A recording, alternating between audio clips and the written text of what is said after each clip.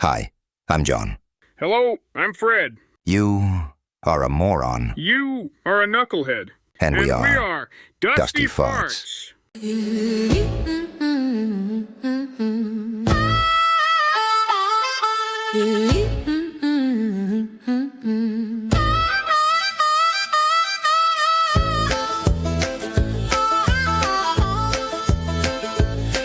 They're sitting in the booth with their coffee stains, arguing, bickering, and sharing life's pains. Every little gripe they throw like darts, hitting the bullseye of nonsense. It's Dusty Farts. From toast to the weather, they'll never agree, especially what counts as proper boot debris. They grumble and mumble at the lounge and in the parks. It's a friendship cemented by everyday sparks. So gather round, hear the thunderous remarks, the immortal pearls of wisdom. Forever, Dusty Farts.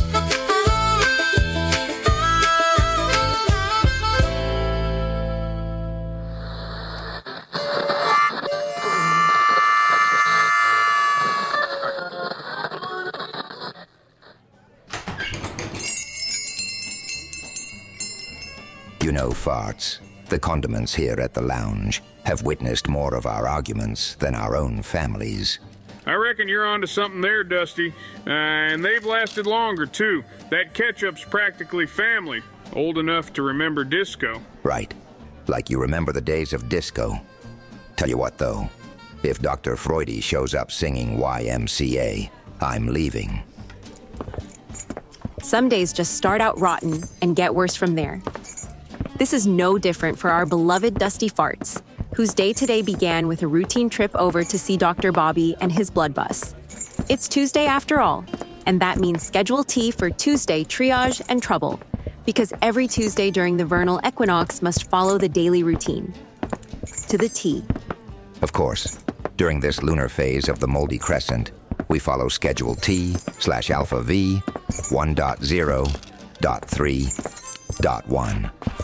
Naturally, everybody in Maple Grove knows this. And if we were in the third lunar crescent of the Sandwich Moon, we'd switch to the .4.2 schedule. Of course. And according to this highly official schedule, your day is to start with observations of squirrels for 45 minutes, followed by the morning inspection of the jelly donut ranks. Yep, that all went according to plan. Oh, I see the problem. It shows here that Dr. Bobby's blood bus blew out a shoe at the corner of Maple and Elm, otherwise known locally as Hemoglobin Hill. Yep, Tom's Donuts is on the southwest corner. Opens at 7 a.m. most proper days. Yeah, that's where we catch the blood bus on its route through town. And wouldn't you know it? Blammo! Tire goes out right in front of us. It surprised me. I nearly soiled myself. I see that, but I don't know why that particular bodily function needs to be on your daily schedule. Well, regardless, Dusty recovered quick, I tell you. He was up out of that booth in a second offering some real good advice. I told him if they just stuffed the tire with a couple jelly donuts from the back row, it'd balance out the sugar pressure. And if they'd only listened when you told them that, we wouldn't be standing here now. But no, they went with Dr. Bobby's plan. Fill it halfway with used coffee grounds to add traction. The net result of the ensuing 10-car traffic jam was that John and Fred missed their visit with Dr. Bobby for coffee, cookies, and their weekly blood cleaning and filtering. It left our pair of pouty principals a couple of pints lighter of vital coffee and a few quarts fuller of unfiltered, argumentative blood of their own. So, just be warned, folks, the cantankerous crew is a little saltier than usual today. Well, hello, prune face. And it's nice to see you as well, sourdough. Running a little late today, aren't you, boys? Don't get me started, Aria. Sorry, fellas, but you can't get your regular order. Breakfast is long gone. Well, toast my kneecaps and smother them in Bengay. Can we at least still get a cup of jitter juice? Of course, white bread. I'll even bring you a couple dozen packets of sugar like you like. But I can't promise the coffee is very fresh. It might just crawl right out of your cup. Now, what you two pioneers want for lunch? You know Bob has added quite a few selections to the menu lately. Burger. Figures. You two show about as much adventure as explorers mapping the Polyester Lounge parking lot. This day just keeps getting better. I'm telling you. And if Bob doesn't get the fries just right... Oh no, I forgot about the fries. Golden, dusty, perfect golden brown, not a shade lighter. And crispy, too. So crispy you could use them as kindling in a church bonfire. You've described those fries more lovingly than you ever described your first child. That's 'cause he still lives with me. But hey, don't distract me now. Those fries, they gotta stand up straight in the basket. None of that limp noodle business. Fries should salute you when you lift them. Oh, for crying out loud, Fred. They're potatoes, not Marine recruits. You say that now, but last week Bob sent out fries so pale I thought I'd ordered communion wafers. Communion wafers? Here we go. Extra crispy, Dusty. That's the line in the sand. Fries so crunchy you can hear them across the county line. If they don't sound like gravel in a rock tumbler, they ain't worth their salt. I swear, if I hear you say extra crispy one more time, I'm gonna stick a fork in the outlet just to show you I'm extra crispy. Well, that's just fine, as long as Bob salts you properly afterward. Farts. What are we gonna do with you? I think we're gonna need an intervention on... Salt. Yeah, I know, salt. Everybody's always getting on me about salt. Actually, salt's sitting at number 9 on the list, just above dental floss. Here you go, fellas. Some freshly recycled coffee. Bob says it's brewed to perfection, which around here means it's been reheated at least twice and strained through yesterday's grits. Thanks, Aria. Can always count on you to serve caffeine with a side of optimism. I don't know about optimism around here. Honey, that pot's darker than Bob's tax history. Yeah, I don't know if it's proper to count burnt bacon as depreciation. Now, if you don't mind, please settle a little disagreement between Dusty and myself. No way. Not if it's about food. I've seen where that road leads. Gravy riots, toast debates, and a waffle incident I still can't talk about without twitching. Now come on, Aria, it's nothing dramatic. We just need your opinion about the true nature of salsa. That's what I thought. No way. I'm not getting caught in another condiment crossfire. Last time I had to mop up coleslaw like it was a crime scene. Now, if you'll excuse me, I've got fries to overcook and Bob's dreams to underseason.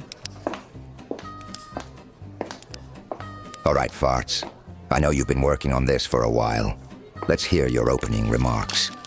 If it please the court, and by court I mean everything west of the cash register, I'd like to present my case. Is salsa really a condiment, or is it a side?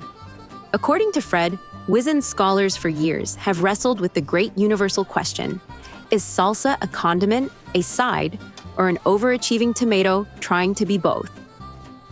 Fred claims to have cracked the code somewhere between the 2002 Super Bowl party and a regrettable midnight snack later that same year. See, I say if it spreads, it's a condiment, but if it scoops, it's a side. That's the law of the land. The law of the land. What? Did the Supreme Court rule on burritos when I wasn't looking? I'm just saying, Dusty, salsa don't spread. You scoop it, dip it, or drown it. Ain't nobody buttering toast with salsa. That's because sane people exist, Fred. Look, you can dip fries in mayo, but that don't make mayo a religion. Speak for yourself. I've been attending those gatherings for a while now. We meet every Thursday down at the Fellowship Hall of Flavor. And so continued this endless debate over the nature and qualities of salsa. Here, I'll give you the, highlights from over the years. In 2005, John tried to prove salsa was a condiment by slathering it on Bob's famous Tuesday pancakes. The result was an emergency evacuation, 2 broken spatulas, and the only documented salsa fire in diner history. I was here for that one. Bob spent 3 hours explaining to the insurance guy how salsa fire counts as a random act of condiment. Then in 2011, John doubled down during the Great Nacho Summit of Maple Grove. Unfortunately, details are a little hazy, as it is a little talked about event in town history. But we know that it ended with John being escorted out of the VFW for excessive enthusiasm with a ladle. Well, if you ask me, the Nacho Summit went fine, up until Dusty declared independence from guacamole. But Fred's no saint either. His 2018 revelation came when he tried to serve salsa as his main course at the church chili cook-off. He called it Tex-Mex Soup of the Soul. Kids are still scraping tomato chunks off the hymnals. Sometimes the arguing carries well into the buffet hours of dinner time, and often it's only interrupted by random events courtesy of the universe. Look, squirrel. Yup, see what I mean? Dusty, I swear you got the attention span of a gnat. Here's your burgers, boys, just the way you like them. Burnt blacker than the asphalt in the parking lot. And you got all your fixins too. Ketchup, mustard, pickles, lettuce, and onion. Aria, where's the ketchup? What do you mean? It's right there on the bun. I can see 3 swirls of it. You call that little mosquito sneeze of a spill the correct amount of ketchup? Puh, please. Yeah, mine needs more mustard. Are you kidding me, Dusty? I had Bob put 4 big dollops on yours. Look at that thing. It's practically sweating yellow. Yeah, well, it's not enough. Yeah, not enough. Good grief. You two don't need a waitress. You need condiment counselors. And so it began, the day the Polyester Lounge became the battleground for the Great Condiment War. 2 men, 1 booth, infinite sauces. Farts, my man. I don't know why you always carry on about tomato juice. Ketchup is just baby's first condiment. Real men enjoy the sting. Now, Dusty, how dare you talk about democracy in such a fashion? Mustard's just anger in a bottle. Ketchup's the people's choice, tangy and unifying. Oh yeah? Mustard built civilizations. It's the condiment of warriors, laborers, and lunchbox heroes. Please, ketchup feeds the masses. Mustard just jolts the unprepared. Jolts? That's flavor, Fred. That's experience. Mustard puts hair on your tongue. And ketchup? Ketchup puts a smile on your soul. I see. Well then, ketchup puts sugar in your bloodstream and shame in your lunch. Uh-huh. While mustard puts blisters in your sinuses and wounds you permanently. It went on like this for several minutes. John, the self-proclaimed general of the mustard militia, and Fred, Ketchup's patriotic defender. 2 philosophies divided by color and condiment aisle. Here, democracy and tyranny in plastic form. Try not to start another civil war, boys. But peace is often short-lived in Booth 3. Sides had been drawn, and one by one, condiments were pulled like pawns into this battle royale. Aria made no fewer than 7 trips to the kitchen, each time returning with another bottle or jar like a weary quartermaster supplying a doomed army. Spicy pickle relish, wasabi, and horseradish sauce were marshaled under John's command, Team Hot and Spicy. Here's to horseradish sauce. Nothing says dignity like a root that can clear both your sinuses and your calendar at the same time. Meanwhile, Fred countered with sweet pickle relish, mayonnaise, and Kansas City-style sweet barbecue sauce. The wise elder of the grill. It doesn't yell or argue. It simply persuades with sweet molasses. Ranch dressing, ever the diplomat, almost brought an end to this condiment conflict. It's the universal peacemaker. Fries, wings, pizza crusts, ranch will negotiate with anything. But just as the room began to calm, soy sauce slipped in. Dark, unpredictable, and ready to stir up trouble once again. It's too salty. That's the point. I see. You two can't agree on anything. Fine. Here's one for you geniuses. Honey mustard. Traitor. Clearly the Benedict Arnold of mustards. Nonsense. Don't be an emotional gherkin, Dusty. Honey mustard's just proof that anything can find love if it sweet talks enough. I don't have time for this. If anyone needs me, I'll be in the kitchen pretending the deep fryer is white noise. Let's see now. 4 condiments per side. I see you got your ketchup, mayo, relish, and ranch. Your so-called civilian sauces. While I have the adult lineup, horseradish, sriracha, wasabi, Spicy relish. Real sauces for people with working taste buds. Okay, whatever, Generalissimo Jalapeno. But don't you think for 1 second that I didn't notice that you set down the ketchup so it's got a distinct tactical advantage over the salsa? That's 'cause salsa's a neutral country. Everybody dips, nobody wins. I see the way you try to hide your relish with a flanking maneuver along the hot dog peninsula. Bold, but predictable. And I can't help but notice your spicy battalion's been outnumbered. You've got wasabi guarding the Nugget Archipelago, but one wrong move and ranch floods the entire salad basin. Maybe so, but my outposts of sriracha and horseradish are mobilized. And that relish front? Impenetrable. Impenetrable? Dusty, that relish is sitting in a plastic ramekin. It's one sneeze away from being scattered to the four winds. Ah, the arrogance of Ketchup Command. Overconfident, underseasoned, and already surrounded by napkin casualties. At least my Mayo militia keeps morale high. Your recruiters are too spicy to recruit new soldiers. And so, once again, Booth 3 descended into tactical madness. Over the years, John and Fred have recreated the game of Risk in every way. Well, except, of course, owning a board. Here at the lounge, they've mapped battles across the breakfast counter using salt and pepper shakers, and once drafted sugar packets into armies, calling them the Sweet Legion. During another particularly drawn-out campaign, they annexed Booth 4 to their sovereign territory, using only a line of French fries and a stolen Tabasco bottle. To the untrained eye, it's coots and chaos. To them, it's simply tactics and tradition. Checkmate. Farts. Your fries are cut off from supply lines, and I'm fortifying the Nugget Archipelago. You wouldn't dare. That's a humanitarian zone. Where will all the innocent ketchup casualties go? Sorry, Farts. All's fair in lunch and condiments. And thus, the Great Condiment War raged on, fought not with weapons or words, but with squirts, smears, and stains. What is wrong with you two? Look at this table. It looks like you handed my blind friend Jimmy a palette and asked him to make you an abstract painting of the rainbow. Now, Aria, it's not as bad as it looks. Fred, there's sweet pickle relish floating in your coffee mug. That's, a floating tactical garnish? That's, a health code violation. Why can't you two just get along like normal people? Yeah, you're right. We do seem to fight over the silliest of stuff. So, in this new spirit of cooperation and togetherness, we shall combine forces and create a new system.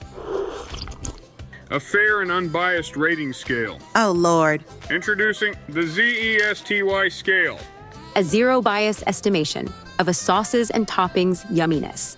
Wait, what? Z-E-S... What? Z.E.S.T.Y. Zesty! Are you? Wait, you telling me that you have developed a rating scale on taste that is called Z.E.S.T.Y? You got it. I see. Well, you two are lunatics. L-U-N-A-T-I-C-S. Loud, unruly, no account arguers talking in circles.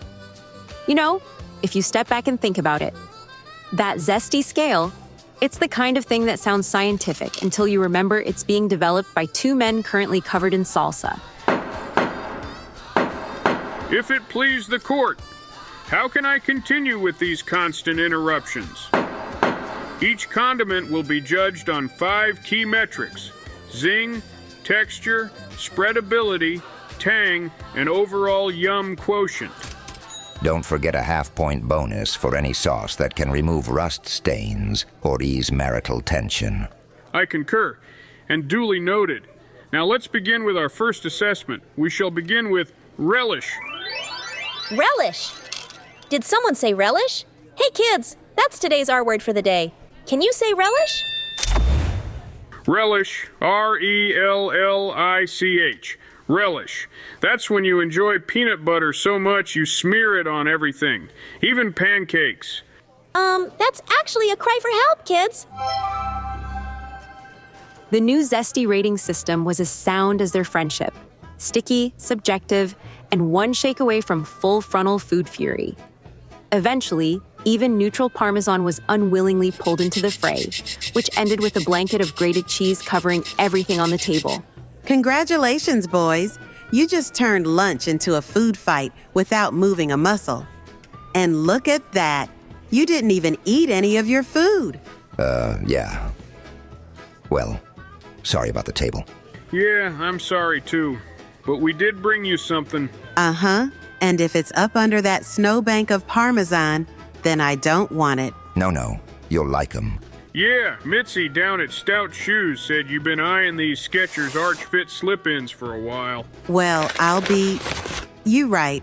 I've been reading about them. They are comfy. I mean, you could have given them to me before I walked 10 miles fetching condiments for you two. But still, you two actually did something thoughtful.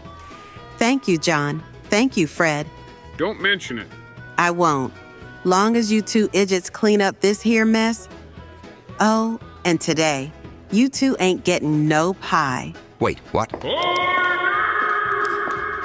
And so ended another day at the Polyester Lounge. The table sticky, the air thick with regret and vinegar. It ended with two men, humbled and sentenced to hard labor. Because in this world, kids, when you don't play nice, you get sent home without any pie.